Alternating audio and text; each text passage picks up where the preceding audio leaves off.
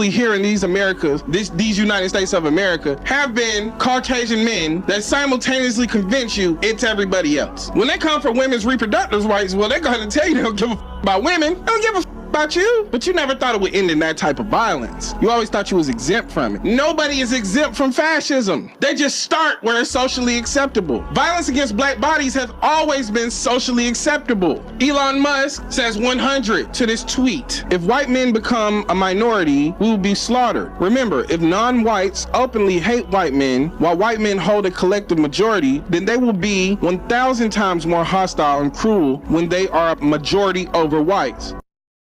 Hi. Every 45 seconds, a black man enters an elevator, and some stupid white clutches her purse for her dear life. Now, you might not think we notice, but we do. And while you think you're protecting yourself, in actuality, you're provoking a savage attack. The small step to the side, your subtle grip on your belongings. It makes me want to snatch that purse out of your hands and beat the ground. However, I'm not going to do that, but I'll tell you what I will do. Dumb. Puerto Ricans, Dominicans, Cubans ain't nothing but black folks that can swim. Africans, I can't stand Africans. I don't like Africans. Because they have attitude. They have attitude towards us, and they act like they mad at us. You got it twisted. We are mad at you. We waited, and nobody came for us, you punk. Any other race would have declared war on America and asked for their people back. Africans wrote us off like a bad check. And then they gonna show up 400 years later with a briefcase full of watches. I don't need no watch. I know what time it is!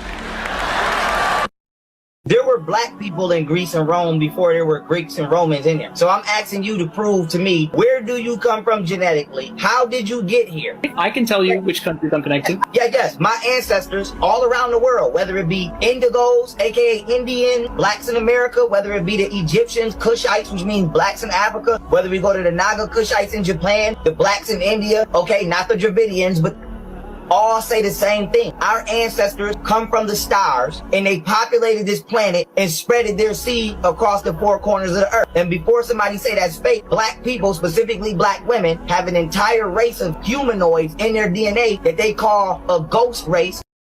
My dad was a Black Panther, but, you know, when Disney makes Black Panther, now when you look it up, you don't see my dad protecting his neighborhood. You see this character that's made for black people to idolize that was designed by a white person and put out by a white company. So it's controlling the narrative to say, we're going to show you Harriet Tubman, we're not going to show you Nat Turner. And they do every chance they get. Maleficent, they called her race of people the Moors. And the Moors are, and I just saw it again, I was just like, yo, if you erase our history, most black people think we came from, we don't know our bloodline, and we're given Black History Month and we take that like it's some gift to us. No, it's a programming to us, because also what they show in Black History Month is us getting hosed down, reminding us that we were like, what if we had, remember when I cheated on you month? Remember when you first found the text messages? How does that make you feel? It makes you feel depleted and defeated. What do you think will happen to America if anything happens to me? I'm warning the government of America. This body you cannot have. You have your last black leader when you, Martin Luther King and Malcolm X. Do you think that a man that talks like this is afraid of? I was born into the world, but I was born to do a work for Almighty God, for the liberation of my people in America and oppressed people all over the world. So don't faze me, but I wonder, are you as ready as you are to? For black men, be around people that want you to win. Be around people that tell you the truth. Be around people that tell you, hey, don't do that. Be around black men that are going to pull you to the side. Yeah, that's not a good look, bro. Don't be afraid to give real criticism. You know what I mean? Be around people that want you to win, man. And it's hard to get around people that want you to win. You got, whether it's one person or 10, be around people that are going to be honest with you. Make sure you look out for each other. Health-wise, mentally, monetarily, yes, period. That's what I believe. We need that as black men, for real. Because you know what? My white friends, the white boys, they hang with each other and they be average as hell because they got it like that. And we have so much talent, but it's our attitudes that are our weakness. It's our weakness.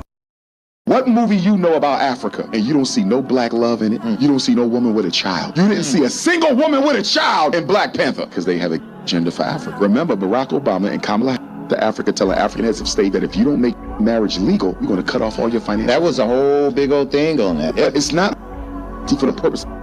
It's for the purpose of stopping reproduction. Have you ever heard of Global 2000? No. Global 2000 was a presidential initiative. I think it was signed by Jimmy Carter, who was a CFR, Council on Foreign Relations, Jimmy Carter, which means Rockefeller. They wanted to reduce the global population of African people down to about 500 million by the year 2000. They didn't get it. That's why they came up with COVID, poor health care, mass incarceration, and that weapon. The reason they're teaching that stuff to our kids has nothing to do with it's birth control. The reason why poor white people don't like us is because of the Great Depression. I just thought it was because they couldn't read books. They didn't either, but the reason why is it's their fault. It's 100% their fault. This is why it's their fault. The Great Depression happened. The people who lost their money typically became white poor. They was upset, but they only lost their money because their money was in the bank. Guess who couldn't put money in their bank? Black people. And guess who pretty much put the country on their back? Black people. Because we're the only people who had money. Cadillacs stayed around, like all these big companies now are literally that sold all the black people love Cadillacs because we're the only people able to buy them. I actually just saw that like something like George Soros just like has the most amount of liquid cash that he's ever like had in his portfolio because he's looking at what's going on in the country going like, yeah, we better have some cash around. But because of the laws that exist, they were just already ready. They already had the cash. So like when everybody else got hit, it was just like, and black people was already poor. Right. So, I didn't go to the movie to see Mexicans beat up on black people, okay? The underwater people was Mexicans. They basically, the movie for Mexicans, the Mexican hero, he had more air time in the movie than anybody from Wakanda. So it shouldn't even been called Black Panther. It should have been called the Black Panther by the Mexicans. But here's the point I want to get to. Here's the point that I want to get to. After the Mexican god, Queen Mother, Angela Bassett, Shuri has a chance to him back. And instead she exercises patience and says we can work together. And what does the Mexican woman say to the Mexican at the end? Why are you forming an allegiance with Wakanda? Yeah. You should have destroyed them. And what did he say? Don't worry, they trust us now. The Wakandans are the most powerful surface nation in the world. And we got them while we want them. So even in Black Panther, we don't learn our lesson.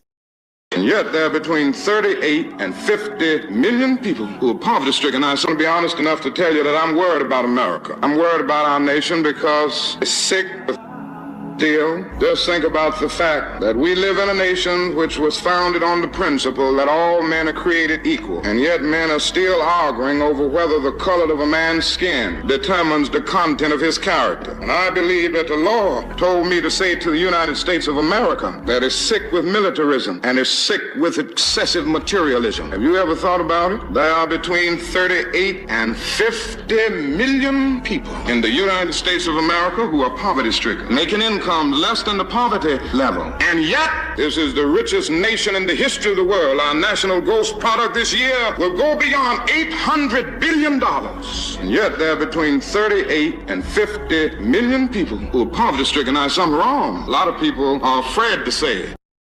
Not at all. I don't advocate violence in any way. I'm just curious as to whether the song that he was listening to had anything to do with cop or... No, I just said I don't write songs about cop. But it did have the lyrics in there. 6 of the songs on your album mention cop?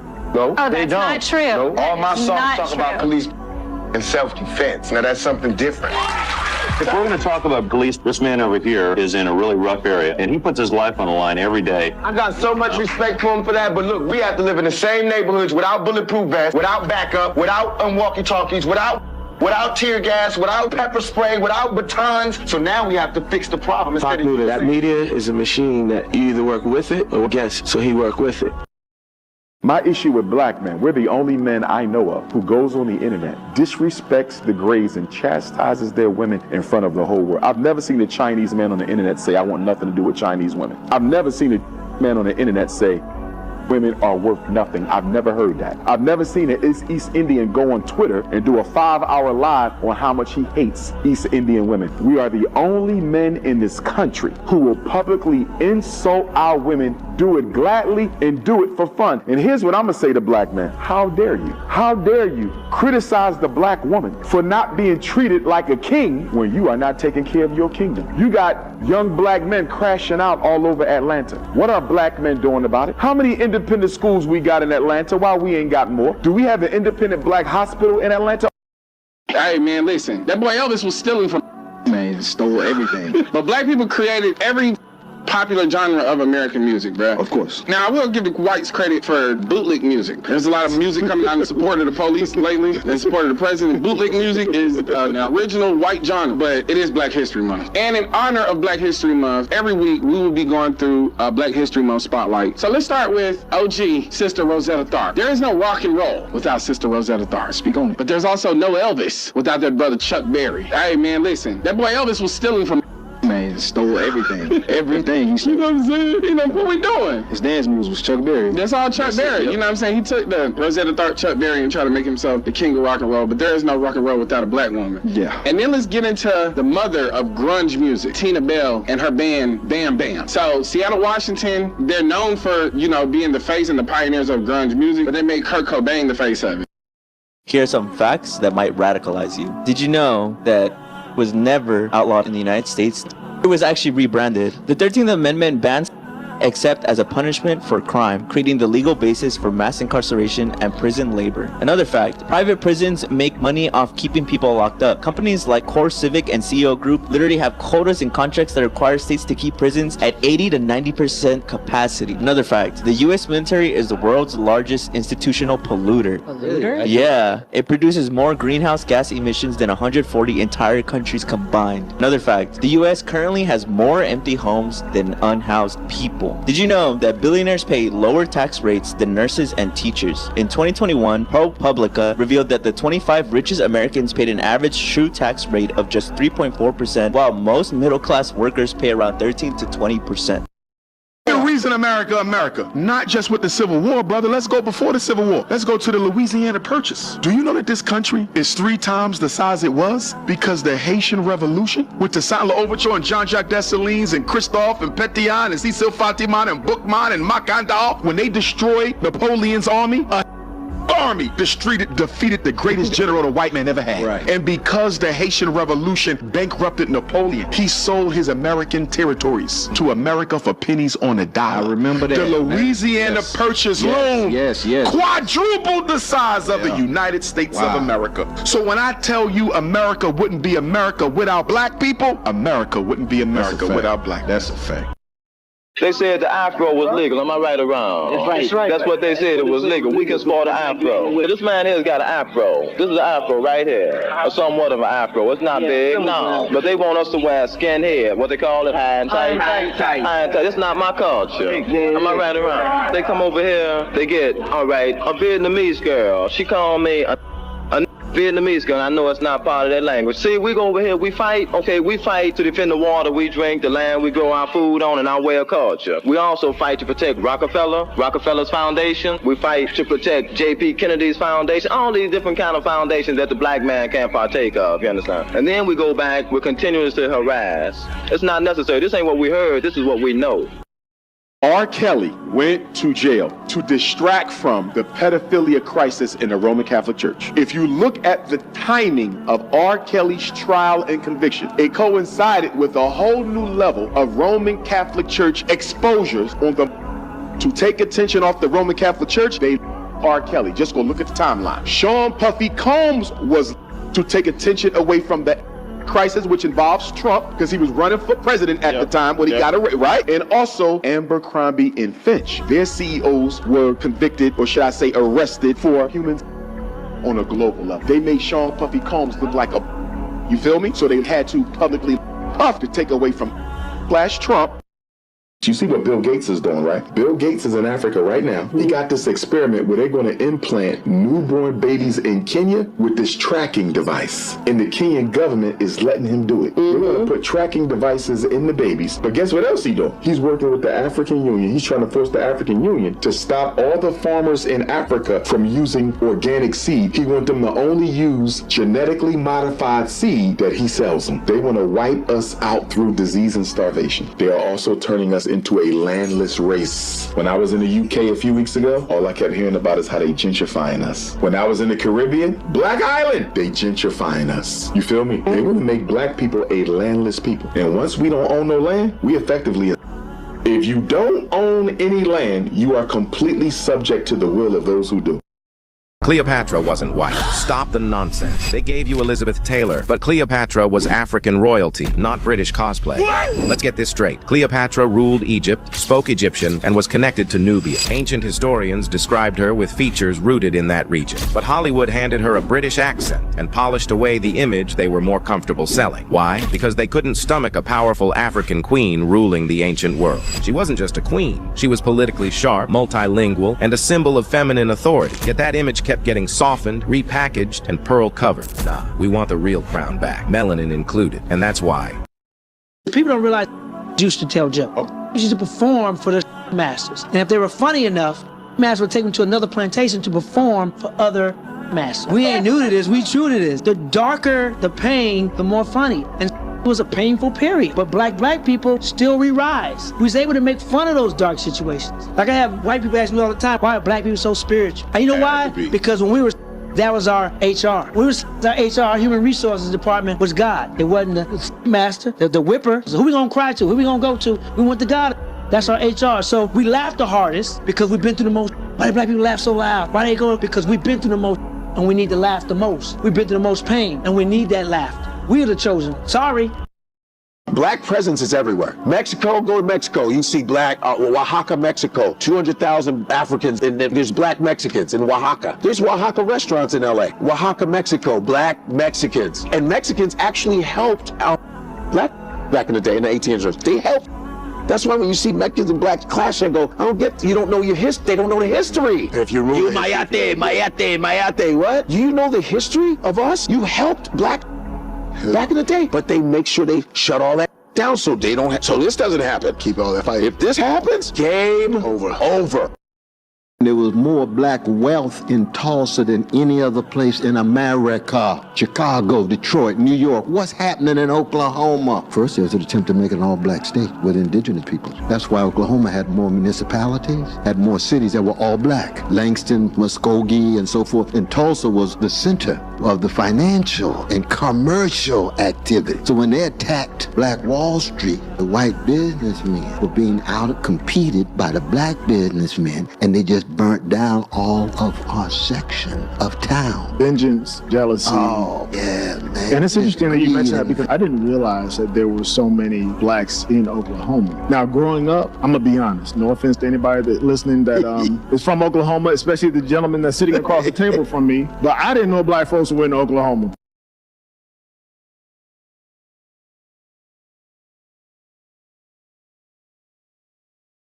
America taught you the Wild West was white, but nearly 1 in 4 cowboys were black. If black cowboys were everywhere, why don't we see them in the movies? A cowboy's life started before sunrise and ended long after dark. The open range was no playground. It was a 1,000-mile gauntlet, dust choking your lungs, boots caked with mud, hands blistered raw from rope and rain. Crews pushed herds north from Texas to Kansas, sometimes all the way to Colorado, each mile a gamble. No fences, no safety nets. If you lost the trail, you lost the herd. If you lost the herd, you lost your job, maybe your life. Lightning storms rolled in without warning. Thunder spooked cattle into stampedes that could crush a man flat. Nights froze your bones, days scorched your skin. One wrong move and a river crossing could sweep you under. Bandits watched for easy targets. Every rider, black or white, carried a gun. You needed it. The drive didn't care about your color. It cared if you could ride, rope, and survive. Black cowboys worked every job: wrangler, cook, top hand. On the trail, skill was the only thing that mattered. Crews ate together, bunked together, depended on each other to stay alive. When a storm hit or a herd bolted, nobody asked where you came from. They asked if you could hold the line. The numbers don't lie. Before barbed wire cut up the plains in 1874, cattle drives stretched up to 1,000 miles. 4 months in the saddle, every day a test. Historians estimate that out of every 4 cowboys, 1 was black. Payroll logs and trail rosters back it up. Chisholm, Goodnight Loving, Western Cattle, all the same story. The West needed hands. Skill came first. No sheriff, no backup, no second chances. If you fell behind, you got left behind. Out here, Every man proved himself in sweat and danger. This was the real Wild West, raw, brutal, and more diverse than any dime novel dared admit. Nat Love. The name jumps off the page, literally. In 1907, he published his own life story, spelling out what the movies never showed. Born enslaved, he rode 8 states, dodged bullets, broke wild horses, and survived raids. His autobiography does not beg for permission. It dares you to deny him. One line, clear as day. I roped, threw, branded, and bossed with the best of all of them. That is proof in ink. You want a real cowboy? Start here. Bill Pickett. If you've ever watched steer wrestling at a rodeo, you're watching his invention. Early 1900s, Oklahoma. Pickett did not just rope cattle. He would leap from his horse, bite a steer's lip, and wrestle it to the ground. They called it bulldogging, and nobody had ever seen anything like it. There is footage, grainy, black and white, but real. Pickett's moves became legend. The crowd went wild. The sport still bears his name. You cannot erase a man who changed the game. Bo's I card, not a myth, a name carved in stone. He rode for Charles Goodnight on the Goodnight Loving Trail, the backbone of the cattle boom. 4 years, side by side, through storms, stampedes, and outlaw country. When Icard died, Goodnight paid for a granite marker. The inscription does not hedge. Served with me 4 years on the Goodnight Loving Trail. More faithful, more trustworthy, never lived.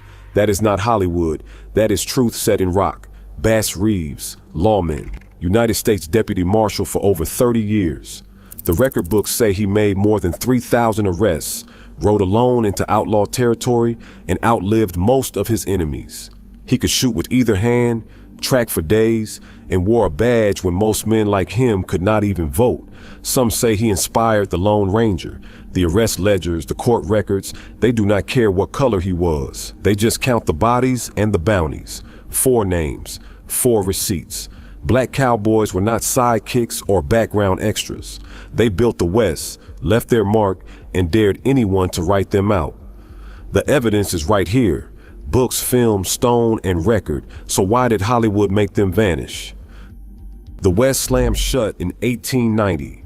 The U.S. Census called it frontier closed. No more wild land left to claim. The open range, once ruled by cattle drives and riders of every color, vanished almost overnight. Railroads cut deep across the plains. Barbed wire snapped up the open country, mile by mile. The long cattle trails, the ones that made legends and paid real wages, dried up. No more 1,000-mile rides. No more crews living by skill and grit.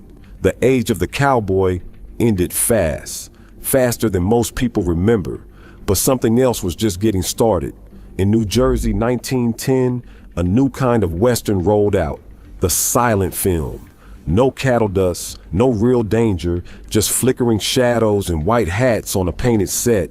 The first feature-length Western, The Squaw Man, hit screens that year. It made money. Studios took notice. The formula was simple. Sell the West, sell the myth, sell the hero. Hollywood did not need the open range. It needed a story that would fill seats. Movies could go where the railroads had already gone. Every small town, every city, coast to coast. Cheap tickets, big crowds, bigger profits. The real cowboys, the ones who had risked their necks for a few dollars a month, got replaced by actors in clean shirts. The West turned from a job to a fantasy. And in that fantasy, the faces started to look the same. The camera picked its favorites. The story started to shrink. 2 doors closed at once, the land and the truth. As the range disappeared, the silver screen took over. What was left behind was not just lost cattle or empty trails. It was the real story, swapped out for something easier to sell. The world changed. The cowboy stayed, but only in the movies.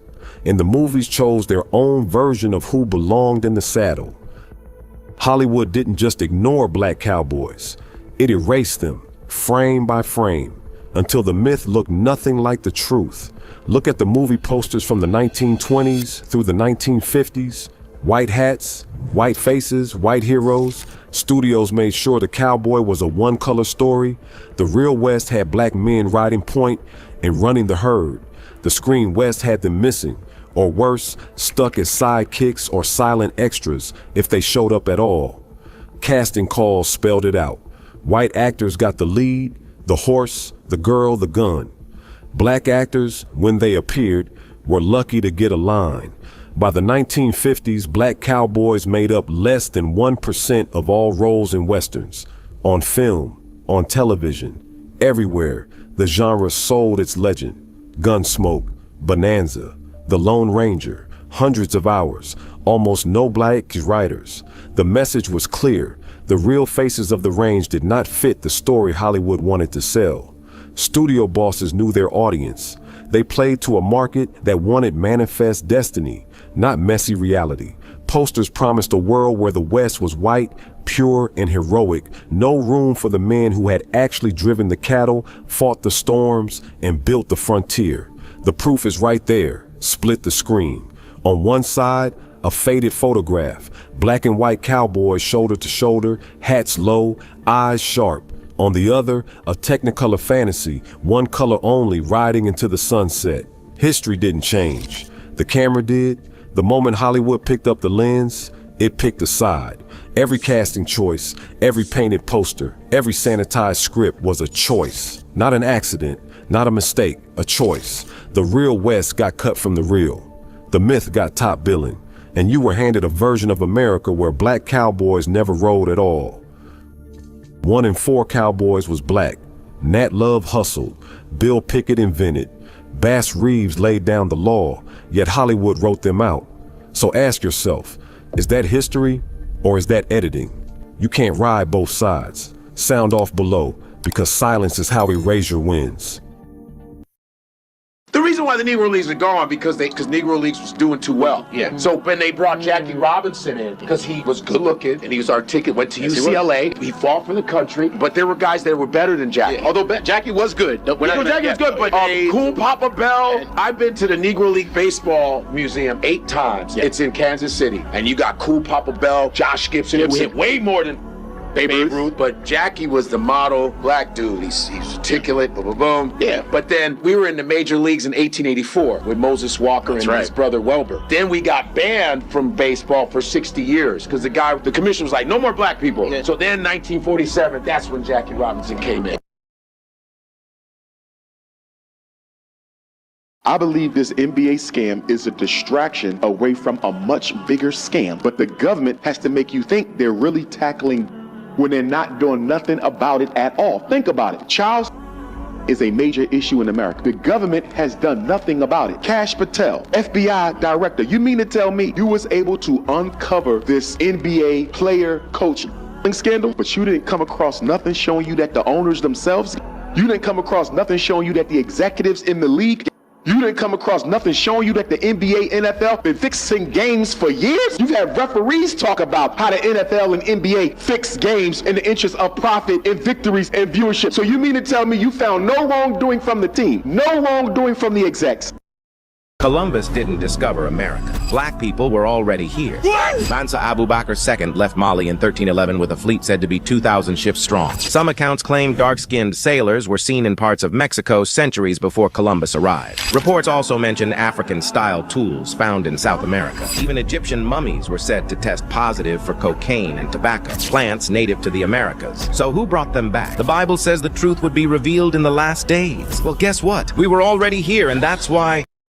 Why do some Native Americans look black? Why do some of them look just like us? Because history is more connected than we're told. Some native tribes, like the Yamasee and the Blackfoot, were described by early observers as having dark skin, braided hair, and features Europeans associated with Africa. Explorers even wrote about so-called black Indians with African traits. Over time, enslaved Africans escaped and found refuge among native tribes, especially in the southeast. They intermarried, formed alliances, and built families together. Today, historical records and genetic studies show real connections between African Americans and certain Native communities. So when someone asks why some Native Americans look black, the answer is layered in shared history, survival, and blended identity. Because Amazing Grace had become the anthem in black churches. It was written by a trader, and and pillaged and plundered. And then when he got wealthy and filthy rich and left the business, he writes this poem about his redemption. This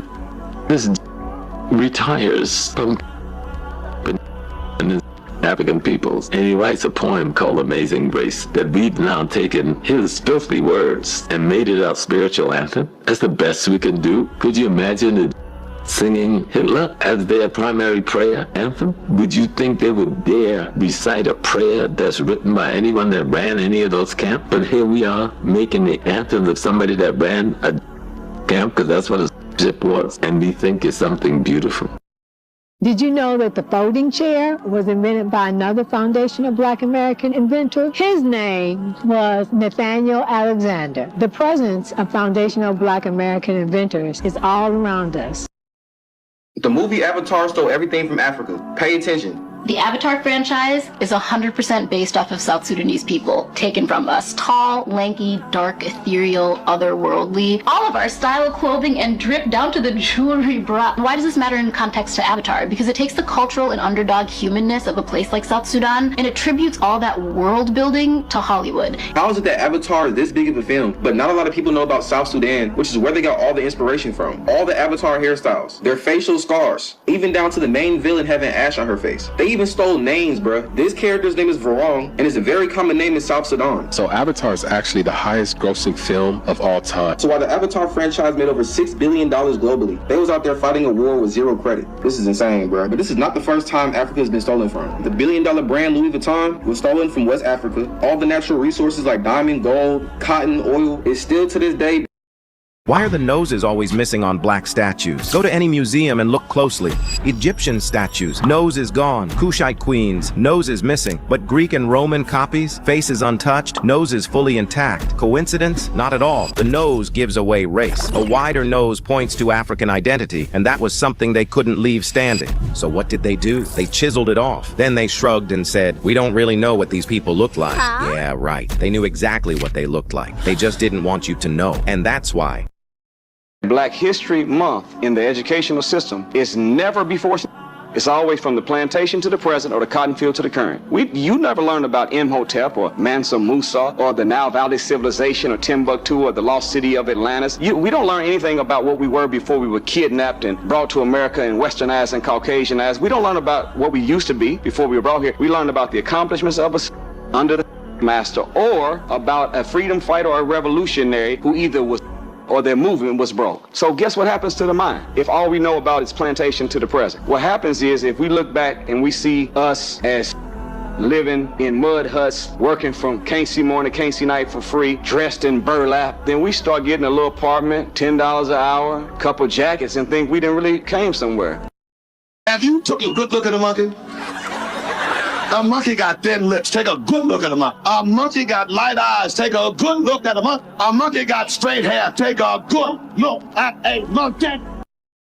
Rosa Parks' husband had a car, but she ain't know that. Not to mention, she was the second person. The first girl was a little too dark-skinned, and she had a baby. And that wasn't the image they wanted to go for. Before there was Martin Luther King, there was a dude named Vernon Johns. Vernon Johns was about group economics. He turned the backyard of the church a co-op, and he also let people sell their wares, sell their gifts, sell their talents. And you know what they did? The board got him out of there and said, you know what we need? We need a young kid who's not going to push back, who's going to fight enough, but not enough to rabble-rouse them white folks. So they got themselves a young kid with no flaws named Martin Luther King Jr. because the person that was talking group economics, and by any means necessary, he was too problematic. Because if you can't stand for anything, you'll fall for everything. If you not have nothing to do for you ain't fit to live. What are you willing to for? Clicks and likes?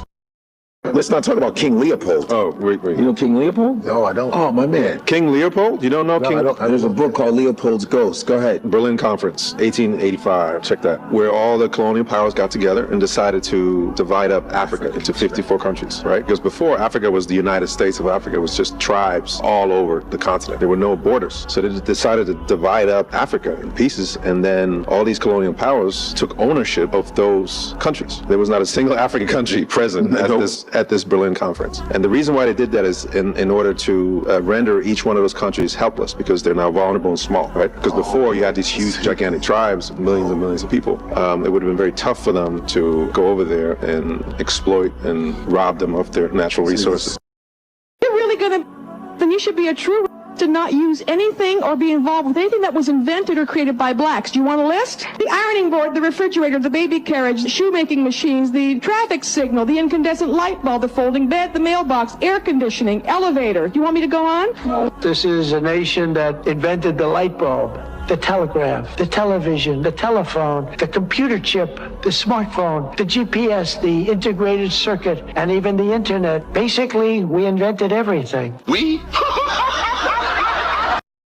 Egyptians are not African. I'm sorry. Do you know where Egypt is? Yes, it's in North Africa. You just said that the Egyptians are not African. Okay. To be African means you come from the continent of Africa. Man originated from Africa, or do you say that's false science? I'm talking biology. I'm talking science in terms of where did man originate? Where scientists, white scientists. Egypt was an amazing civilization. It was not created by black Africans. Yes. Okay. So if man originated in Africa, which means that they were Africans, then all of a sudden when you talk about the amazing works of the Egyptians, they were people of color. I know that's a little rough for you to handle, but I know you want to hold on to that somehow thinking whites built the pyramids. No, you didn't, because first of all, they were building things in Egypt while white Europeans were still in caves. That's a fact. Sure.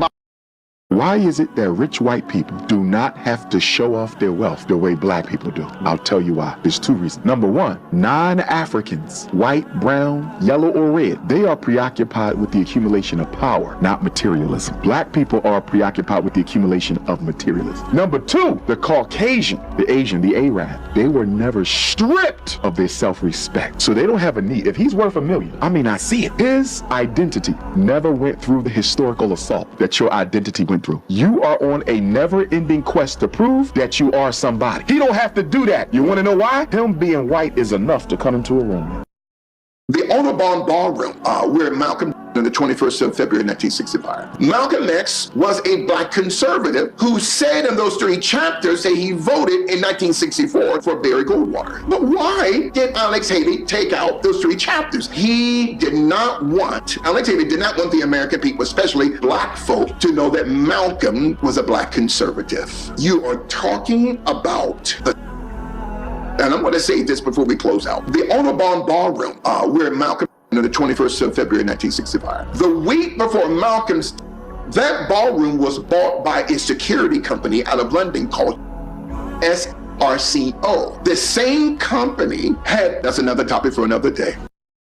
You are taught that the U.S. is number one. This is the lie that keeps things the way they are, maybe forever, is that you are taught that the U.S. is number one. We're number one because we deserve it. We're number one on merit, but we're also number one in everything. And so if anything is bad here, best believe it's worse somewhere else in the world because they're not even as good as us. So if you are hungry in America, imagine how hungry you'd be in Mexico. Imagine how hungry, and you could even point at other Western countries. It's like they would do, like I had teachers that would do this, where they'd be like, Australia, nice and everything, but what do they build? What inventions do they have? Like, because it teaches you to have like being, I don't even know where you learn it, but like being the center of entertainment especially, and entertainment being such a strong conveyor of stories and stuff like that. It teaches you a sort of American excellence that probably even used to be earned, but then has slowly been slipping away over time.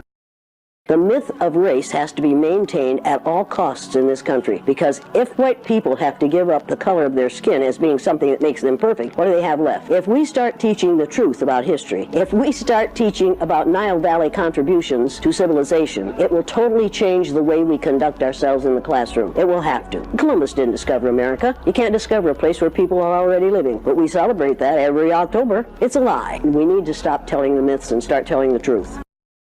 I was talking about the original Hawaiians being black, and this Hawaiian lady, current Hawaiian lady who's mixed with, she said she got mad at what I said. The first Hawaiians were black. And I go, you got mad because I said they were black. And she goes, and you pronounce words. I go, first of all, I'm not Hawaiian, so I might have made a mistake in pronunciation, but you're splitting hairs. You're mad because I said they were black. You're not mad at my pronunciation. You're mad because I said they were black. Anytime we say somebody is black, everybody gets mad, and you're mad. Somebody gotta be black in this world, all right? Everything did not start out white. What the is wrong with you? If we were the first, if black Africans are the first people on the planet, there's a lot that they did first. And it's a tropical island, bro. Like, it's thank you. You can be light-skinned at an island. But my thing is, them being dark makes sense. It's sunny out. It's sunny out, yeah. And you've been there for generations.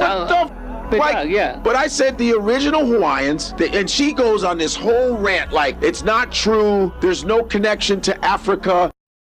Did you see that video that came out 2 or 3 days ago, Art? Donald Trump was at a podium. He was at a podium with a bunch of Zionists. And the Zionists, I think he put his hand around President Trump and he said, he is the first president. And Donald Trump, I found it on the internet, Art, this is recent. This is only a day or two. He put his arm around Trump and he said, this is the first president. And Donald Trump's eyes got really wide because I don't think he expected that to be said about him. And you can see he did not want to agree with it, but he had no choice. And then right after the Zionists said, this is the first president, Donald Trump said, you're right, I am. When have you ever known anybody to bully Donald Trump into saying something he don't want to say, Art? When have you ever seen Donald Trump get bullied into saying something he didn't want to say? He did the other day. I'm telling you.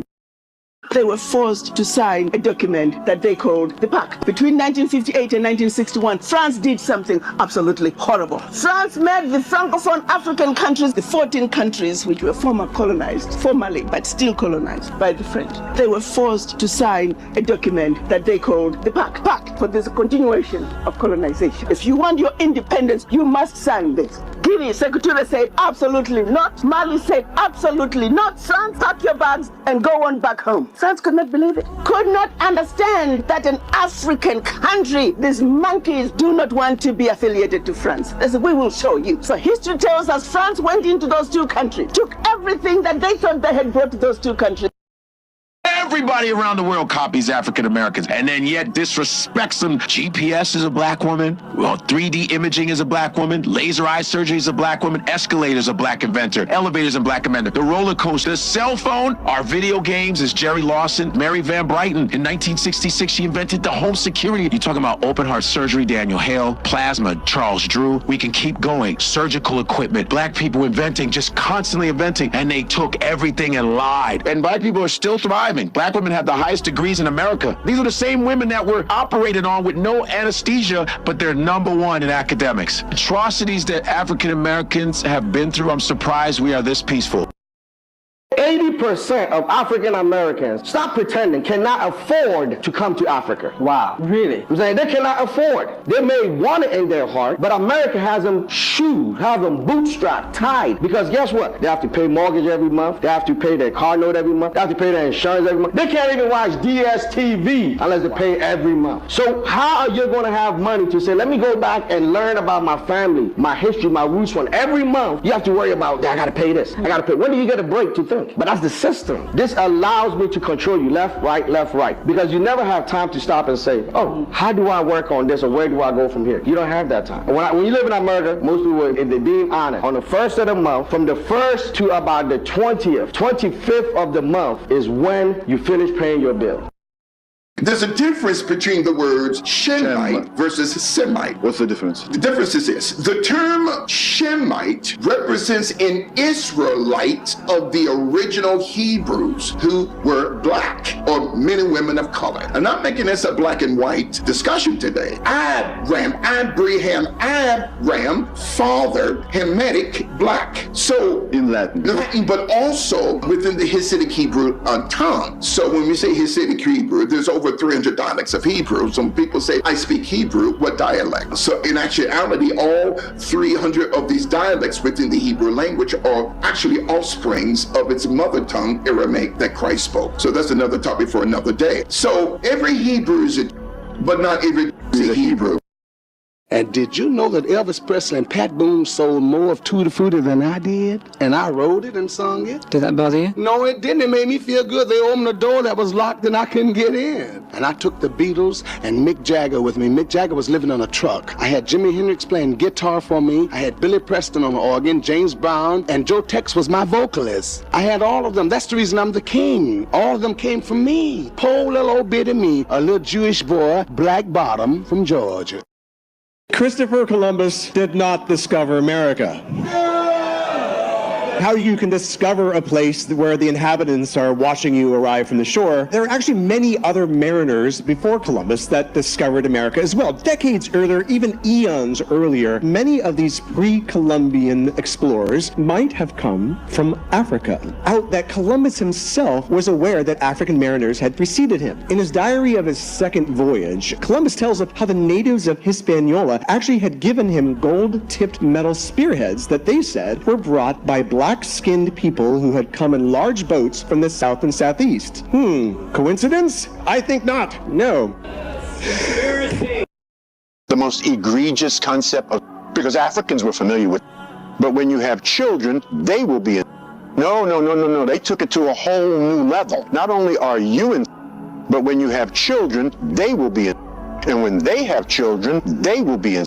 And you will be in your whole family for, about 250 years until it's illegal. How could an America who could morally, spiritually, and biblically justify in pillaging of another two people, natives already in America and Africans brought to America, and perhaps had God not sent us to America, America might have self-destructed by now. The most egregious concept of, because Africans were familiar with, but you were indentured, you were to work on a pyramid, but then you went home. That had never been created before. So the concept of, and the most egregious form of, is simple insanity.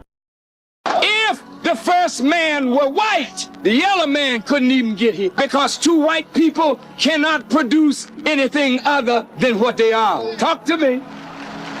I'm not teaching black supremacy. I'm just teaching actual facts. White people, listen to me good now. You can't produce us. It's a mathematical, genetic impossibility. So if you were the first, we couldn't have got here. So the black man has in himself the whole range of color because black is not a color. It is the essence from which all color comes. 1808 is when America outlawed the international trade. They did not outlaw, they just outlawed the importation of Africans. So from 1804 until 1865, how did they get more in America if you couldn't ship them in? They moved to a domestic trade, which means what? It means that they had to birth and create their own domestic system. And this is where you get the breeding farm, where they would get a dozen black women, one black man, and his job was to keep those black women impregnated constantly. They were called and he was called the, and unfortunately, we still refer to each other in those same pejorative terms. We call our women, and we call the men, or the N-word. We use the same terminology on each other that they used on us. In 1974, Nigeria was the third largest oil-producing nation in the world. Today, Nigeria does not own its own oil reserves, which is still the third largest in the world, but BP and Shell and Exxon owns all the rights of the oil in Nigeria. They take the oil out of it, and after that, they sell it back to the Nigerian government. Who did that? The IMF and the World Bank. These are the Kafirs we're dealing with. Second, making the dollar, whether it is the Australian dollar or the French dollar, or we call them dollars, but we know they call them different currencies, making the currency in the West prevalent as a source of value and eliminating the gold. Here's my question. Why is the bedroom the only place white folks are interested in showing their love for black people? If white people love us so much, why is the bedroom the only place we see true integration? Why we don't see it at the bank when we need a mortgage? Why we don't see it with the police when they pull us over? Why we don't see it with the judge in the courtroom? Why we don't see it with the way they treat our kids in the school? If white people are so in a rush to marry you, because all over TV, all you see is what? Mixed race couples, right? All the commercials, all the shows. If they love you this much, why don't you see it anywhere outside of the bedroom? Because it's scam. They brainwashing black kids into believing you can only be happy with a white person. You probably wonder, why do white people pay so much attention to black people if they don't like them? Black people have lost their identity, but our oppressors have not lost our identity. That's just why they chopped those noses off of the Pharaoh and the Sphinx in Egypt in the first place, is because without this nose, we can tell you this is whoever it is. But with that nose, it can only be. Why would somebody vandalize a whole face and only vandalize one part? Nobody wanted to knock an eye off or take an ear off, or no chins missing. No, just the nose. Because it's a brand. It's a brand.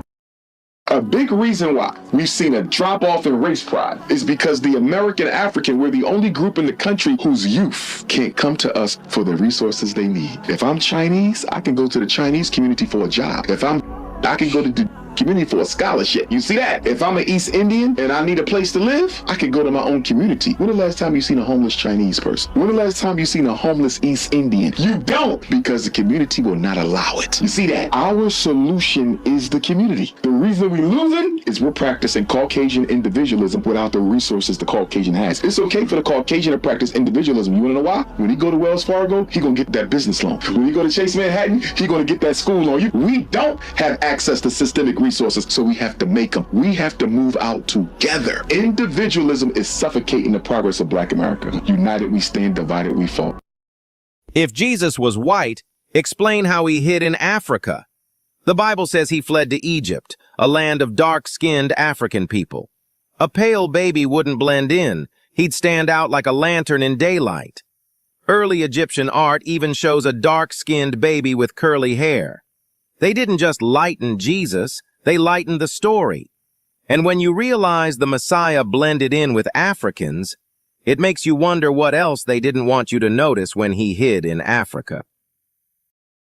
Listen, prejudice, if you hate, prejudice is two different things. If I dislike you cause you white, that's prejudice, all right? Right, because you're prejudging That's who right, I am. that's all that is. But if it's the ability to control your fate and destiny, and we don't have that power. That's what he's sitting there talking about now. And why do we have that power? We ain't got no money. But, you know, okay. But, you know, how do you get I have the money? to say, Mr. Ice-T. See, that's the problem. How do you get the money? You build. You don't become a Rob the Federal Reserve No, Bank. that is not how. And you don't become a president of a major corporation. For everybody listening, my uncle didn't. He was. I feel the same thing about Prince. We're losing a lot of stars because you have to remember, these are basically insurance policies. When whatever was owned by the company reverts back. We're not talking about $100,000. We're not talking about $1 million. And everybody in this room knows $1 million, I don't care if you're a normal person, ain't getting you. After taxes, you still got to live the same. You still got to stack your money. But with my uncle, we're talking about billions of dollars. Can you imagine if Prince, when he sold Little Red Corvette to Chevy? Let's just you think about it. Notice that with my uncle, why do you hear all his music? I'm gonna say it out there. When he first told me, LaToya, they're gonna me, I said, who, Michael? First I thought you were Michael Jackson. Nobody in their right mind would ever think of doing anything like this to you. That's what you think. He says, no, but you don't understand. And then I saw how serious he was. He said, it's bigger than what you think. I said, well, Michael, what is it? He said, it's my publishing. They're after my publishing. They want to take it. If you're over 50, you've watched America cycle through eras of progress, backlash, and carefully managed public speech. You've seen which voices get amplified, which get tolerated, and which get pushed out of the room entirely. And if you've paid attention long enough, you've probably noticed something else. It isn't always the loudest voices that get treated as dangerous. Sometimes it's the ones that refuse to be edited. Louis Farrakhan is often portrayed as a figure feared by powerful political and social institutions in the United States, not because he seeks chaos, but because he refuses silence. For decades, his voice has stood outside the boundaries of what is considered acceptable, openly questioning America's racial hierarchies, its global ambitions, and the historical stories it tells about itself. While others have worked to reform the system from within, Farrakhan has consistently positioned himself as an uncompromising challenger to the system itself. And that difference matters. Throughout modern American history, figures who demand deep structural truth rather than gradual adjustment have often been labeled controversial, divisive, or dangerous. Farrakhan fits squarely into that pattern. He speaks about race not as a closed chapter, but as an ongoing reality. He speaks about power not as neutral, but as inherited and protected. And he speaks about history not as a source of pride alone, but as a record that must be confronted honestly if healing is ever going to occur. This story is not about agreeing or disagreeing with every word he has ever said. It's about understanding why his presence still unsettles institutions long after the height of his public influence. Why media platforms debate whether to give him airtime. why critics work tirelessly to reduce his message to labels instead of arguments, and why millions of people, particularly those who feel unseen or unheard, continue to listen anyway. Because once you understand that, you begin to see something bigger than one man. You begin to see how power reacts when it feels challenged. You begin to see how acceptable speech gets defined. And you begin to see why certain questions, especially the ones that touch national myth, make people nervous. In this video, we're going to explore the roots of that fear, not through rumors, not through slogans, but through history, context, and the words spoken openly and publicly. We'll look at how a single voice can challenge national myths, why truth can feel disruptive, and how discomfort often reveals deeper insecurities within power itself. If you value thoughtful storytelling, historical perspective, and conversations that go beyond surface narratives, take a moment to like this video, subscribe to the channel, and turn on notifications.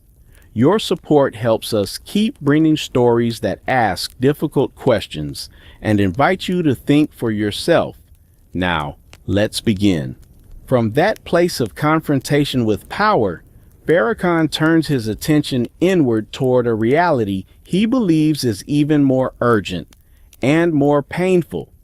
If institutions fear his voice, he argues it is not only because he challenges them, but because he speaks directly to a crisis unfolding within Black communities themselves, one that polite language and surface-level reform have failed to resolve.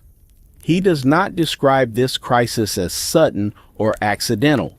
Instead, he frames it as the accumulated weight of generations pressing down until despair begins to feel ordinary. He speaks of a quiet unraveling, families stretched thin, neighborhoods drained of opportunity, and young men growing up surrounded by limits before they ever discover their own potential. In moments that unsettle even his supporters, he points to rising suicide rates among Black men as a warning sign that something fundamental has broken. For him, this is not simply a mental health issue isolated from history. It is the emotional consequence of a long struggle in which dignity has been repeatedly denied and hope delayed for so long that it begins to feel unreachable. Yet Farrakhan refuses to let this suffering be explained away as fate or personal weakness. He situates it within a broader historical arc, tracing today's economic hardship back to slavery, segregation, exclusion from wealth building, and policies that concentrated poverty while calling it progress. He argues that when people are systematically cut off from ownership, stability, and respect, the damage does not end with material loss. It settles into the mind, shaping how individuals see themselves and what they believe is possible. At the same time, and this is where his message becomes more complex and more controversial, he does not allow history to serve as an excuse for inaction. He insists that acknowledging injustice is only the first step, not the destination. In his view, waiting endlessly for institutions to correct themselves risks creating a deeper dependency, one that quietly reinforces the very power imbalance being criticized. He challenges his audience to consider whether freedom can truly be granted from the outside, or whether it must be claimed through discipline, responsibility, and collective effort. This tension between recognizing systemic harm and demanding personal and communal accountability runs through his message like a fault line. Farrakhan argues that self-responsibility does not mean denying racism or minimizing its impact. Instead, he presents it as a necessary response to reality as it exists now, not as it should be. He urges Black communities to invest in their own education, support their own businesses, protect their own families, and define their own standards of success rather than measuring themselves by approval from systems that have historically excluded them. In his storytelling, economic collapse is never just about numbers or employment statistics. It is about identity. He describes what happens when generations grow up seeing labor without reward, effort without advancement, and contribution without recognition.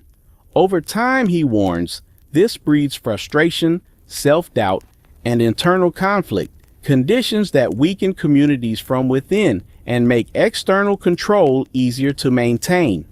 What unsettles many listeners is not merely the diagnosis, but the tone. Farrakhan does not soften his words to make them comfortable. He speaks as though urgency itself is a form of care, as though honesty, even when uncomfortable, is preferable to reassurance that changes nothing. For some, this approach feels confrontational. For others, it feels like recognition at last. By linking internal renewal to historical truth, Farrakhan weaves a narrative in which survival is not enough. He argues that enduring hardship without transformation only preserves the conditions for future despair. His call is not simply to endure, but to rebuild from the mind outward, so that the next generation inherits more than resilience. They inherit direction, purpose, and the belief that their lives are not defined solely by what has been done to them, but by what they choose to do for themselves. From the moment Farrakhan frames internal crisis as inseparable from historical forces, his narrative widens, reaching beyond neighborhoods and communities toward the nation itself. He does not treat history as distant memory or academic record, but as a living presence that continues to shape relationships, institutions, and expectations. In his telling, the past is not over because its consequences are still active, woven into the foundations of modern power. This is where his rhetoric sharpens, not as provocation for its own sake, but as a challenge to what he sees as selective remembrance. He speaks of slavery not simply as an atrocity confined to another century, but as the starting point of an economic and moral imbalance that was never fully corrected. Emancipation ended legal bondage, he argues, but it did not deliver justice, land, or protection, leaving generations to navigate freedom without security. From there, he traces a line through segregation, exclusion from wealth, and state-sanctioned inequality, describing a pattern in which progress is announced while structural advantage quietly remains intact. In this framing, history becomes less about dates and declarations and more about continuity. Farrakhan's critique grows more unsettling when he turns to America's global